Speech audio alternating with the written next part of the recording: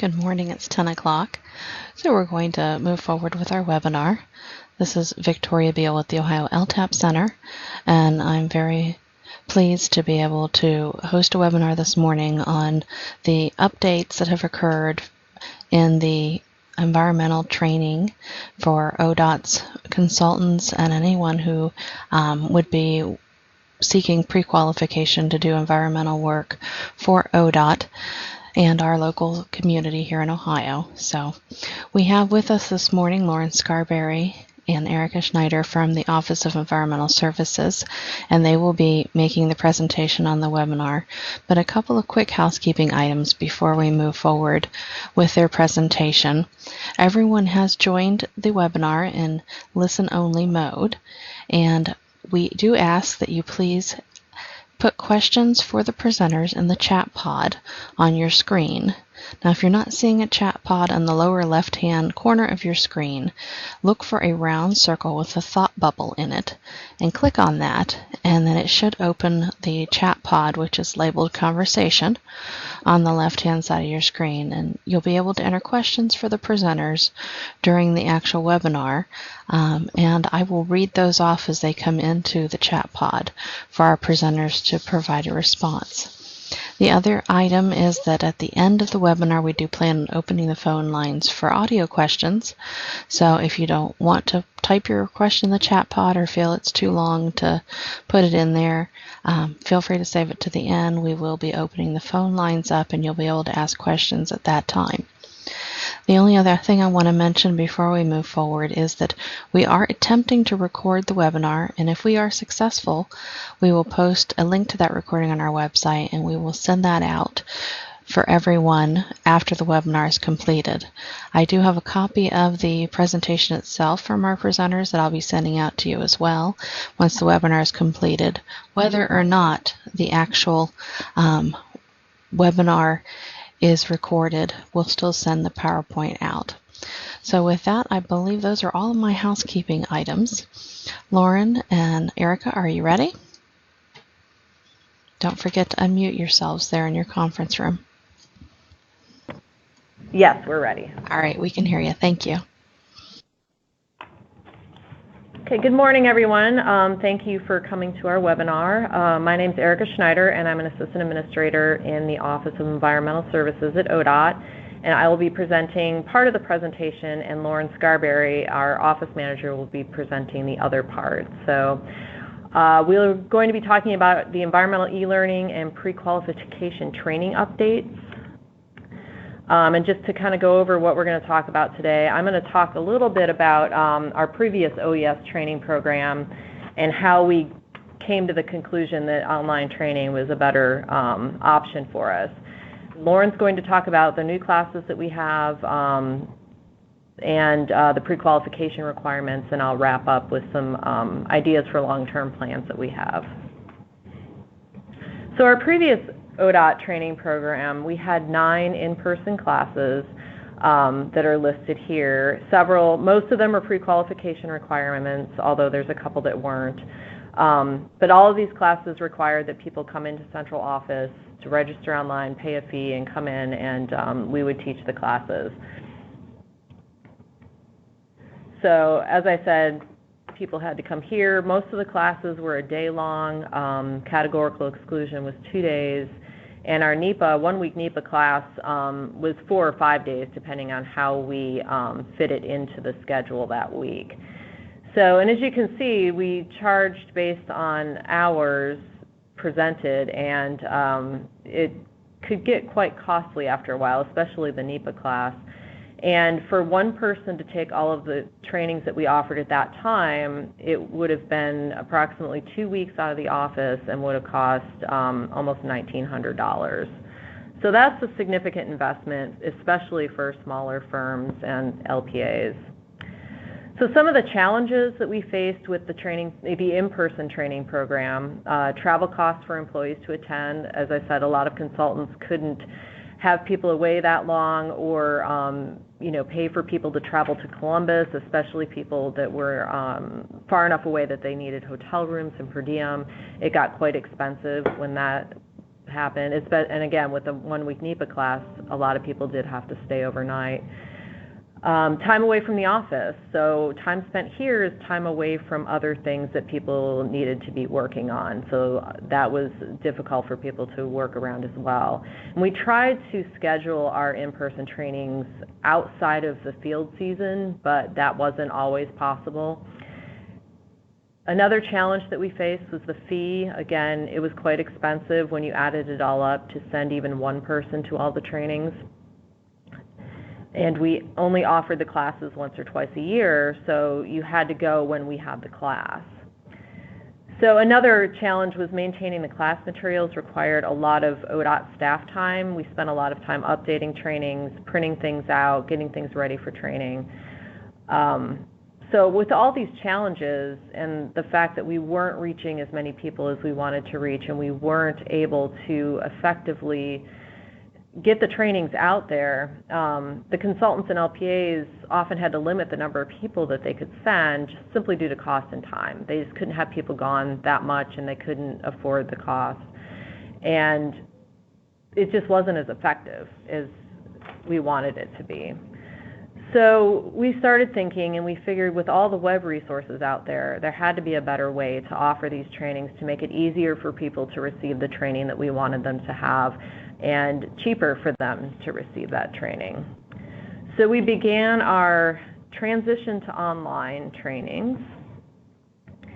So in 2015, we decided we were going to convert what we had, all of our in-person trainings, to online trainings, and we hired a couple of consultants and basically said, go forth and do.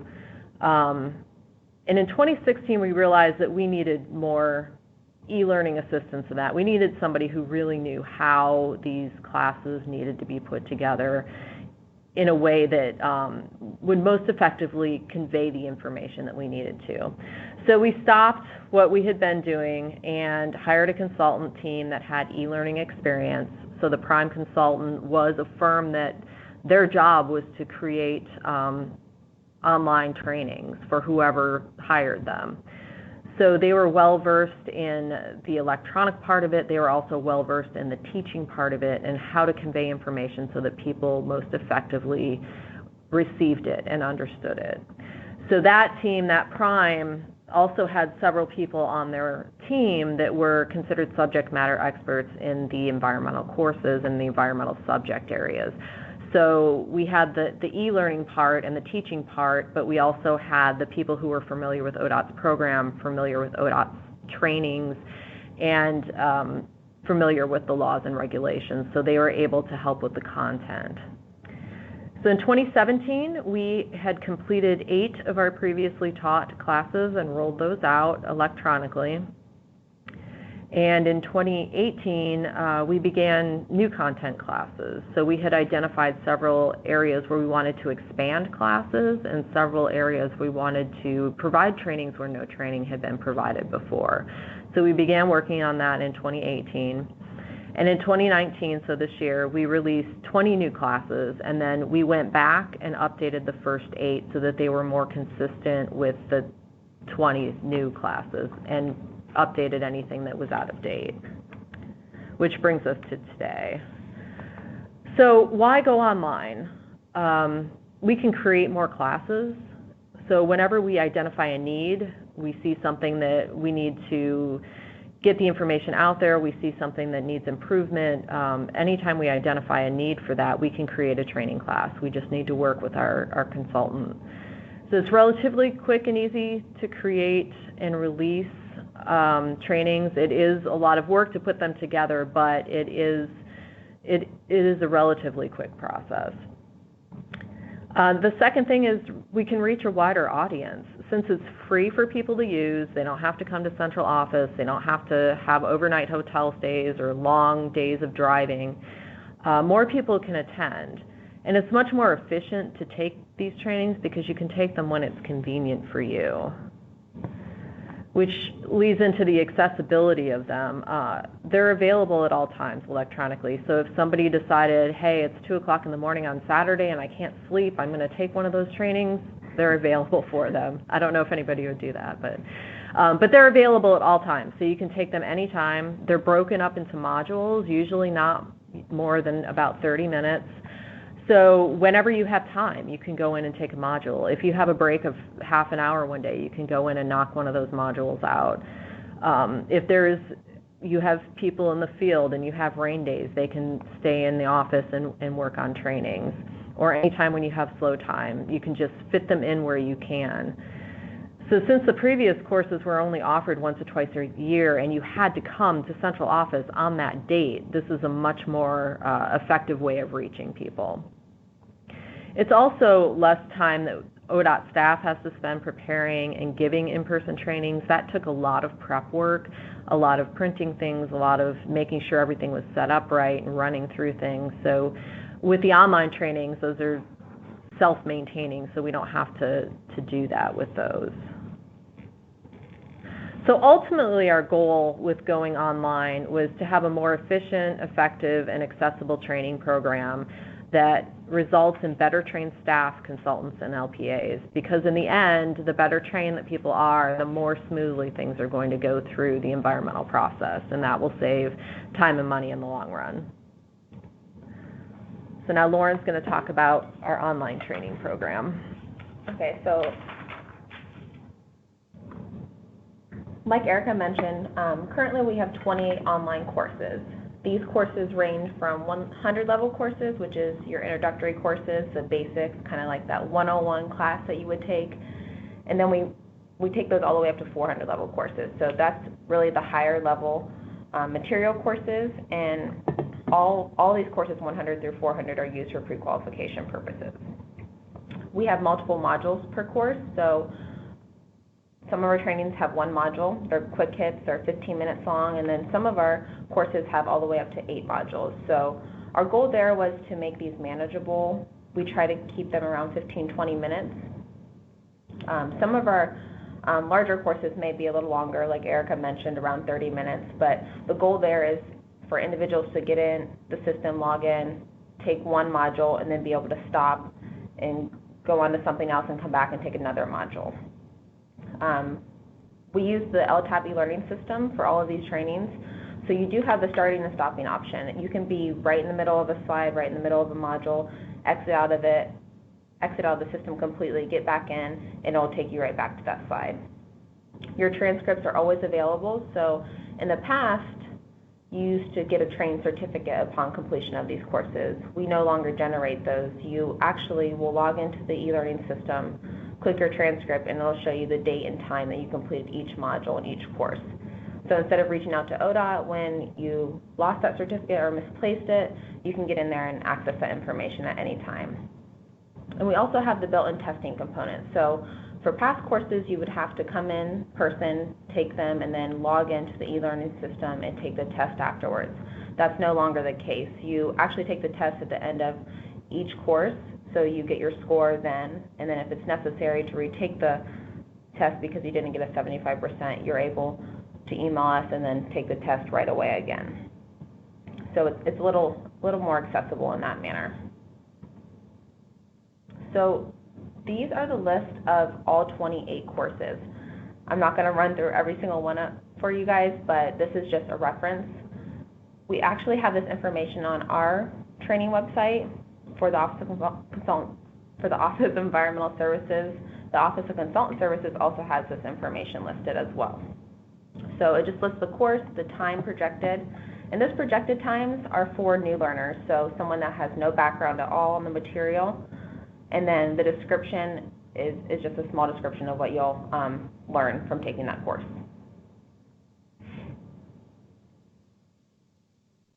And again, when Victoria sends out the presentation, I can have her send this handout as well.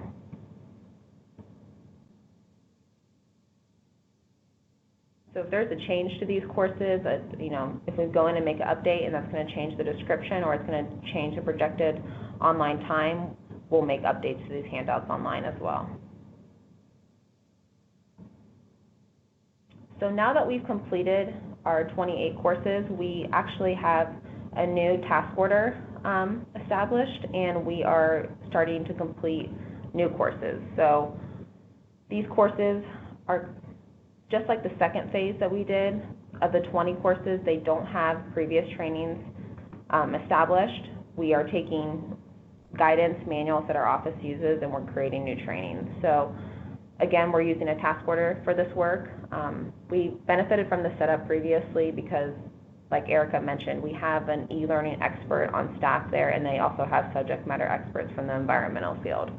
So with their experts and our OES teams that are formed, it's a pretty quick process to get this information together. So we have a really good system established, and since we've been through this with 28 other courses, we're thinking we can get these rolled out pretty quickly. So the estimated completion for these 8 new courses is by June 2020. We accomplish these on a fiscal year basis. So, you know, when July rolls around for us, we lay out our plan, and then we have to have those completed by June of next year. So a couple of these courses are taught in person somewhat, so we are taking those existing in-person courses and we're building upon those. And here's the list.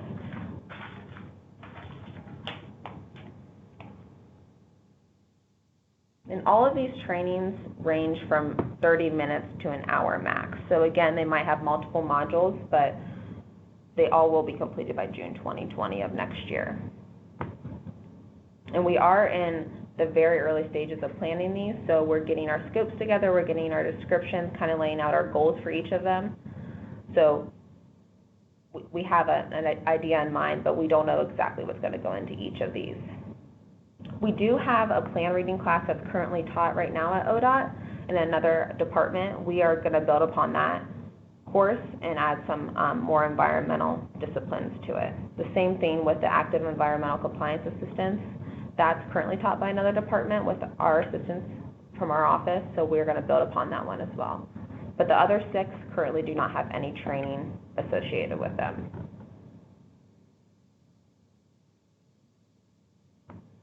So when we rolled these trainings out, we knew it was going to affect our pre-qualification program.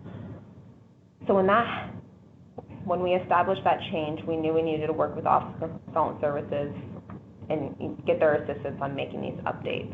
So all of our new pre-qualification changes were released in May 2019 in the new manual that went out. There's a link to it here, but it's also listed on the Consultant Services website. So our office tracks training and pre-qualification on an individual basis, which is different from most offices in ODOT. I know a firm is tracked for environmental pre-quals, but an individual is also tracked. So we take those e-learning records and then your previous in-person training records, and we make sure that you meet those requirements from a pre-qualification standpoint. So our previous pre-qualification requirements, some of our categories had training, not all of them. So you were required to come in person, take that class, and then that was good for a 5-year period. We had the ESA category, Environmental Site Assessment, and then Remedial Design was also a category. When we went through and updated the manual, we changed all the categories with just minor changes, you know, making sure our language was consistent throughout. And now every single category has a training requirement associated with it. ESA is now RMR, Regulated Materials Review, and then the Remedial Design category has been removed. I've been at ODOT for around 7 years, and not once has this been used by our office. So we didn't see the need for it anymore, and if that does come up, we'll work through it on a case-by-case basis. So this was a lot of changes in regards to training, so we knew we needed to have some type of grace period implemented for our renewal applicants. So we set up kind of 3 different categories. Our new applicants were new individuals, not new firms, new individuals that were submitting for pre-qualification. They had to meet all the new training and pre-qualification requirements. Then our renewal applicants, these are, you know, when your firm submits every 2 years for a renewal period, they had that grace period installed for them. So for our document preparation categories, our EA, EIS, and CE, we were giving all applicants until June 2020 to meet the new training requirements. For these two categories specifically, we had a lot of training updates. And then for all other categories, all individuals had until the end of the calendar year to meet those new training requirements. So what happens is you can send your pre-qualification into our office now for review, and if you don't have these new training requirements met, you're going to be approved on a conditional basis. So if you're submitting in the EA, EIS category, CE category, you're going to receive an email from me saying your pre-qualification is approved. However, you need to meet these training requirements by June 2020. If it's any other category, you're going to get that same email, only you need to meet those new training requirements by the end of the calendar year. And what's going to happen is that if that date hits and I check the system and you haven't completed those trainings, your pre-qualification will be removed. So this is the exact language that went out to all pre-qualification contacts at our firms that are currently pre-qualified. This language is up on our website, on Consultant Services websites, and then it's also been presented to ACEC boards. So we've tried to send it out as many ways as possible. We sent out through our listserv, but this is the exact language that went out. So this is also an attachment to the presentation. I just wanted you guys to have it for reference, but it will be sent out after the webinar as well. So these charts kind of break down exactly what was needed for each pre-qualification category before our update and now what is needed. So for EA, EIS, and CE, it's exactly the same. Previously, all individuals had to have the NEPA training every 10 years, and they had to have the CE training every 5 years. Now they have to have all the courses that are listed on the right side of the screen. And I'll get into it a little bit later, but this has a lot to do with our changes to our NEPA course. So again, all of these courses besides NEPA are offered online.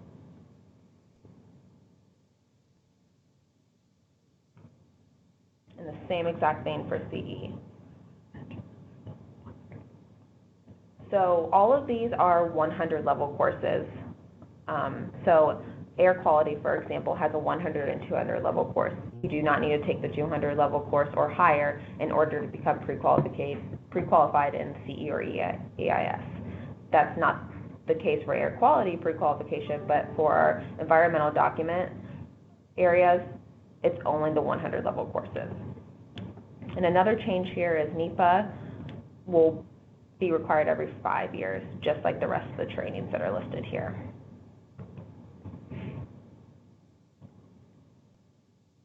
So our Section 4F category, there was no changes there. However, the 4F and 6F training are now broken up into two completely different trainings online. We have a question that just came in the chat pod. Okay. It's from Sarah Hughes, and she'd like to know, is it a similar time commitment to complete these online training courses in terms of hours versus in person, or like refreshers? Actually, it's quicker. So our estimated time for all of these online trainings compared to what the in-person courses were are much shorter. It looks like a lot more, but in reality, when you factor in all the time spent with the in-person trainings, these actually, you can complete them in less time. Yeah, and that's not including travel times. That's actually just including class time.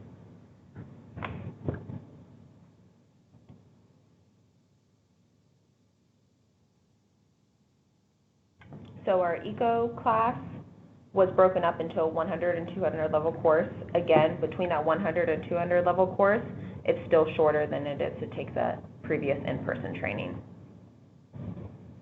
So our stream and wetland mitigation category previously did not have any training requirement associated with it. Now we require individuals to take our Eco 100 course. Our waterways course was split into levels 100 through 400. Again, just like Eco, we split this up into multiple levels, multiple modules. It's quicker to take those online trainings than it is to come in and take the in-person training. So here, for the waterway permits pre-qualification category, we required individuals to take the Eco and waterway permits training. Those are just broken up into the different levels for the new online trainings. Not additional trainings, we just have more levels. So air quality and noise analysis, those previously did not have any training requirements. When we went through and created the 20 new courses, we created air quality 100, 200, noise analysis 100, and 200. So those are now training requirements for those pre-qualification categories. So our archaeological investigations, there was no change there. Section 106 is just converted to online. And then our history architectural investigations, we did add a training requirement there, creating a permanent record. That's a very quick training, but it is a new requirement for that category. And then lastly, our regulated materials review category, which was previously ESA, we did not have any training requirement associated with that. We did offer an ESA course here at ODOT a couple of times, but it was never tied to pre-qualification. So now, especially with rolling that new program out, we created the regulated materials review training, and we split that up into 3 levels. So again, that didn't have any training requirement previously, and now it does. So I mentioned the changes to NEPA. NEPA previously was a 4 to 5 day course, depending on the week. In schedules, we would split it up into 3 full days and 2 half days, or 4 full days. So now it's still offered in person, and it's only a 2-day course.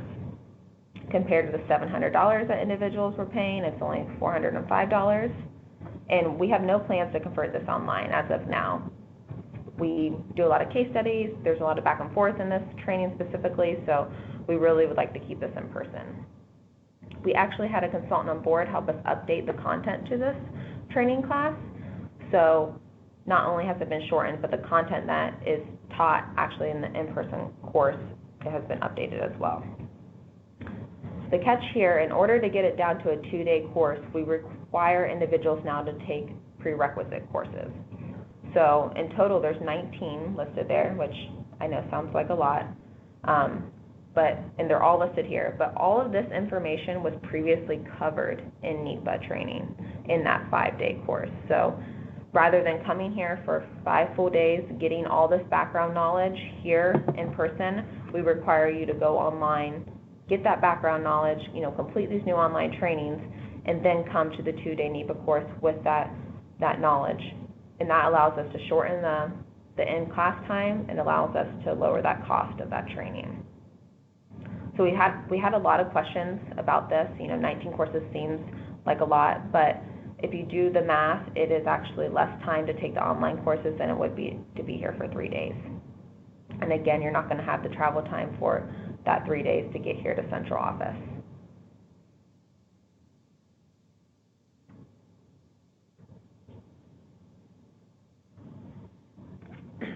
Okay, so that's where things stand right now with our online training. We are also looking to the future to see where we want to go with it. And some of the things that we're thinking of is how to incorporate YouTube videos into our training. YouTube videos, like when you Google how to do something online, you get a short 5-minute YouTube video that pops up. That's the kind of thing we're looking at. And these may be standalones for short little things that we just want to touch on, or they may be embedded into the online trainings themselves. And I think with the 8 classes that we're looking at developing over the next, 9 months, we expect that we may be incorporating some videos in those. We're also looking at identifying any new training needs that we see. We're constantly finding areas where we think it makes sense to provide information for how to do something that we've not provided before.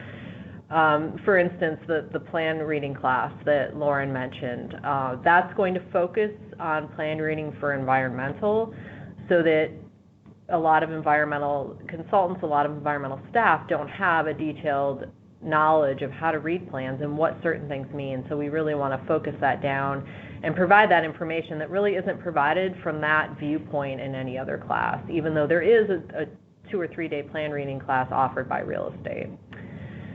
So we're looking at developing any new classes as new needs are identified. If anyone out there sees a need for a training or thinks of something that people would benefit from, by all means let us know, and we will look into that.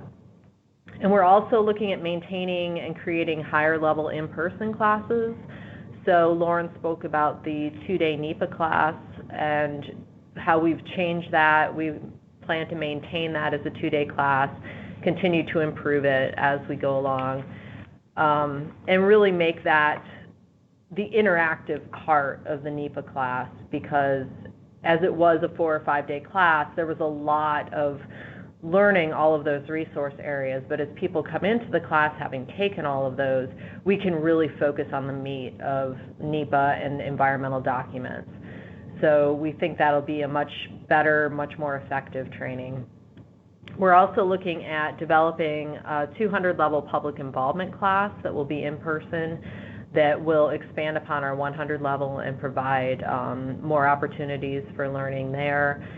And we anticipate there will be more higher level classes in the future and possibly more in-person classes in the future. But again, we're trying to keep that down to classes that only really benefit from having people together in a room. And there are certain areas where that makes the most sense. So we're trying to focus that so that we're not having all these trainings here. It's just the ones that really need that interaction. And with that, that is our presentation. So we will take questions. Sounds good. We haven't had any other ones come in the chat pod, so I'm going to go ahead. Oh, Sarah has another question.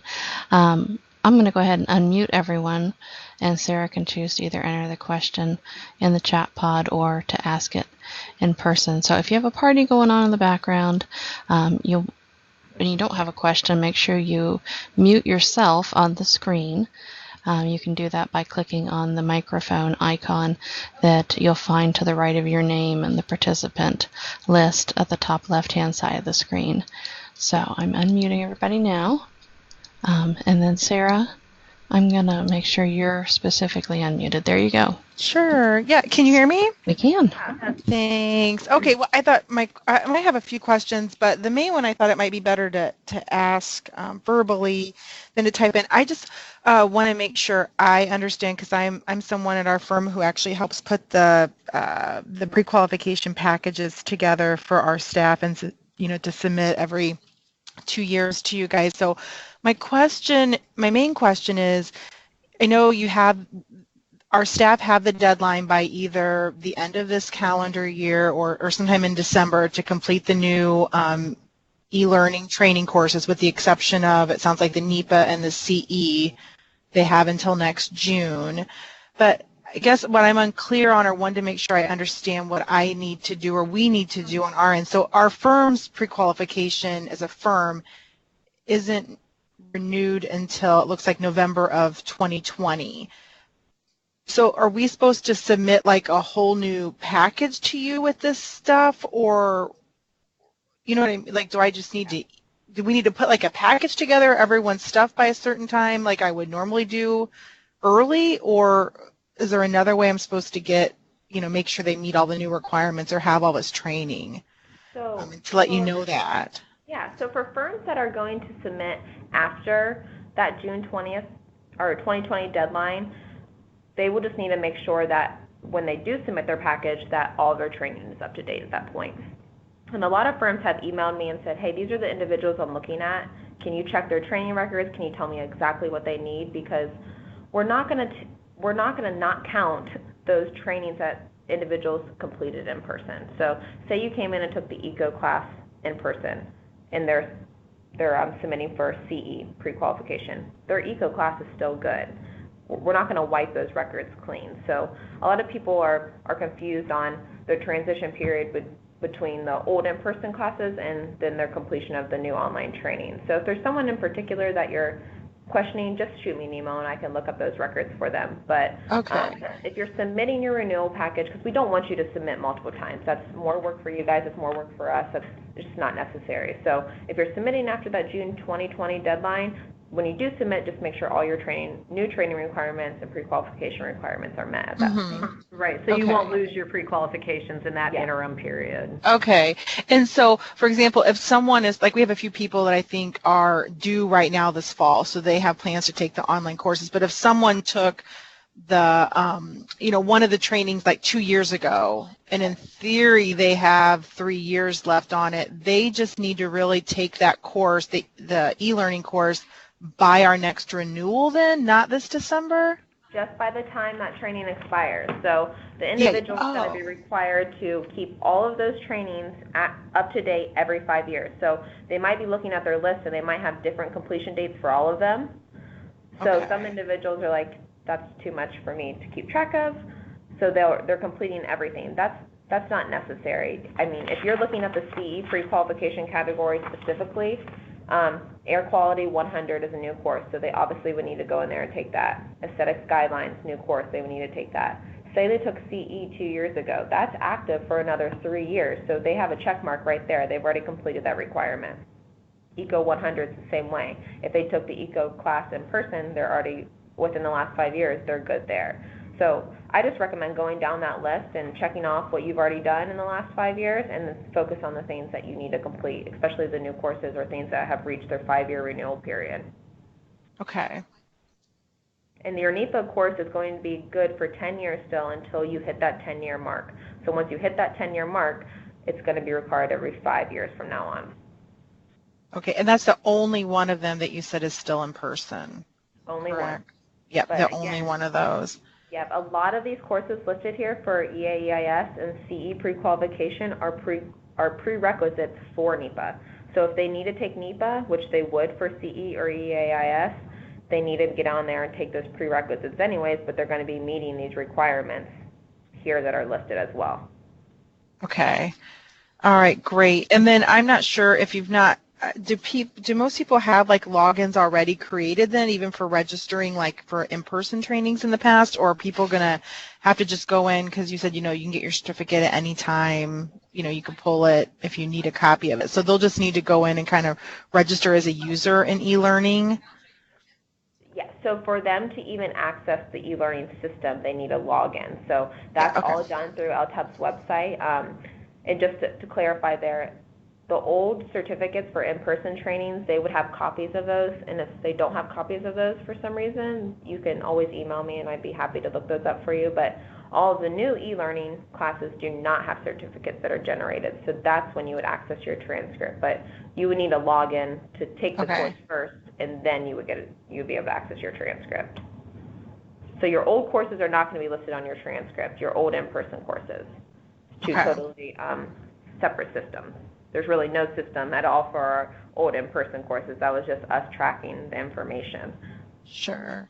And for those people that have, like, for example, we do have people in Stream and Wetland with pre-quals, they need to go in and take Eco 100 before the end of December, or the December deadline, correct? So say you sent your pre-qualification renewal package into me tomorrow. You had 5 individuals listed for stream and wetland mitigation. They're all renewals. I'm not going to deny their pre-qualification because they don't have that training yet. I'm just going to, we're going to approve it on a conditional basis. We're going to send you an email and say, hey, these 5 individuals need to complete Eco 100 by December 31st, 2019. Okay.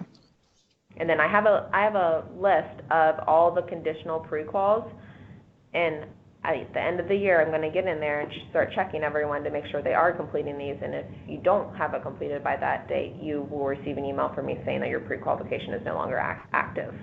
Okay. And then, one more. For history archaeological investigations, for example, we have someone pre-qualified in that. Okay. She does need to go in before December 31st and take that one new module you said you added? Yep. Okay, that's how kind of works. Okay. Yeah, and it's actually one class. Yeah. I think it has 4 modules, but just to clarify. Okay, yeah. But she just would have to take that piece, assuming she has some time left on the other, whatever, piece of it. Yeah. Okay. Thank you. I think that's all my questions.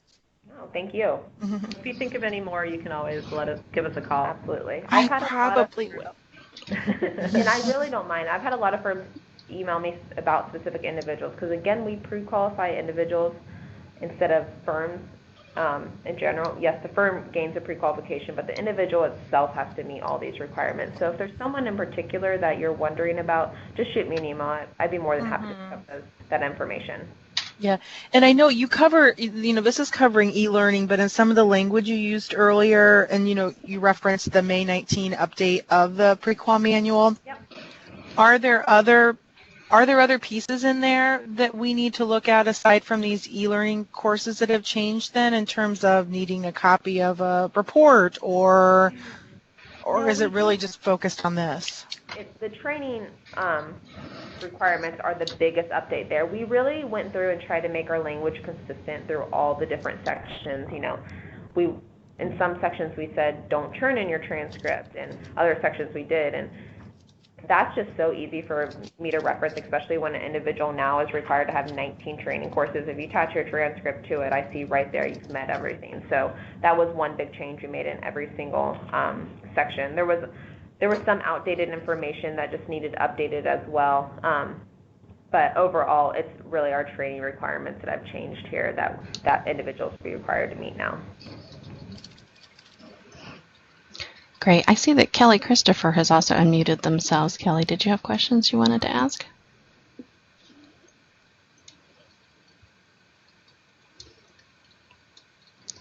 It says that Kelly is speaking, but we're not hearing you. So maybe you'll just want to type those into the chat pod or follow up with the presenters after the webinar is completed. Sorry about that. Anyone else who'd like to unmute their phone line by clicking on the microphone next to their name and ask questions of the presenters?